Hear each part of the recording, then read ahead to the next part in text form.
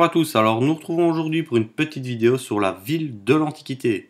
Commençons tout de suite avec le plan de la vidéo. Dans un premier temps, nous nous attacherons à définir les cités grecques et les cités romaines brièvement. En second lieu, nous nous attacherons à la morphologie de la cité antique. En troisième lieu, nous nous poserons la question si le plan en damier est vraiment synonyme de antiquité. Et nous terminerons par un petit récapitulatif. Commençons tout de suite avec la cité grecque. Alors, la cité grecque la plus connue est sans nul doute Athènes. Fondée en 800 avant Jésus-Christ, la conception de cette cité ne ressemble en rien à la conception de notre ville. Il est en effet question ici d'un regroupement de petits villages pour former une polis, P-O-L-I-S. Les polices impliquent que la société est organisée, qu'elle dispose d'institutions. L'idée d'une citoyenneté et de communauté va apparaître. La cité disposera de quelques lieux et édifices comme l'agora, qui est la place publique, le lieu de rassemblement et de marché. Athènes tire son nom d'une divinité, Athéna. Le temple qui lui est dédié se trouve sur l'acropole, qui est le lieu le plus élevé et le mieux protégé de la cité. Il servait aussi de refuge aux habitants en cas d'attaque. Passons à la cité romaine. Alors la cité romaine la plus connue est sans nul doute Rome. Elle est presque aussi ancienne qu'Athènes puisqu'elle a été fondée en 753 avant Jésus-Christ. D'une manière générale, les cités romaines étaient toutes construites sur le même principe. La ville était installée sur un site sain, c'est-à-dire sans marais, avec un ciel propice et sans gel. La ville était composée de deux axes principaux, le Cardo Maximus, c'est-à-dire nord-sud, et le Decumanus Maximus, ouest-est.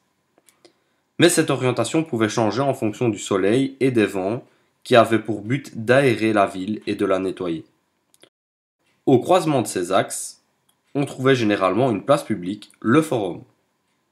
La ville était alors divisée en quartiers, 4 quarts plus précisément, dans lesquels se répartissaient les espaces publics et privés. De plus, la ville possède généralement un temple pour prier, un théâtre, un amphithéâtre pour se divertir, des thermes pour se laver, pour se baigner et discuter. Passons à la morphologie de la cité antique. La ville de l'Antiquité a cette particularité d'être fondée sur le principe du plan damier. Même si ce principe est majoritairement utilisé chez les Romains, comme nous l'avons vu avec les deux axes précédemment, on retrouve des cités grecques utilisant ce même principe. Les cités romaines gardant les traces les plus visibles de cette époque restent celles du bassin méditerranéen.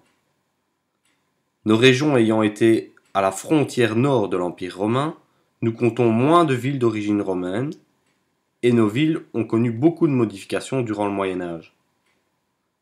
Il y a donc peu de traces chez nous, en Belgique. Mais nous pouvons néanmoins citer quelques exemples de villes d'origine romaine, comme par exemple Cologne, Trèves en Allemagne, ou Arles en France, avec le plan que vous voyez ci-dessous. À la chute de l'Empire romain, les villes vont parfois se détruire et redevenir des villages. Troisième point, est-ce que plan en damier est égal à antiquité? Alors le plan en damier ne signifie pas forcément que la ville date de l'Antiquité. Au XIXe siècle, ce modèle est souvent utilisé pour concevoir les villes ou de nouvelles parties d'une ville déjà existante. Par exemple, avec le centre-ville de Chicago, l'extension de la ville de Barcelone ou le quartier Léopold de Bruxelles. Ici, Chicago met en place son plan de développement au début du XIXe, Barcelone durant la deuxième moitié du XIXe, et Bruxelles crée également le quartier Léopold durant cette même période.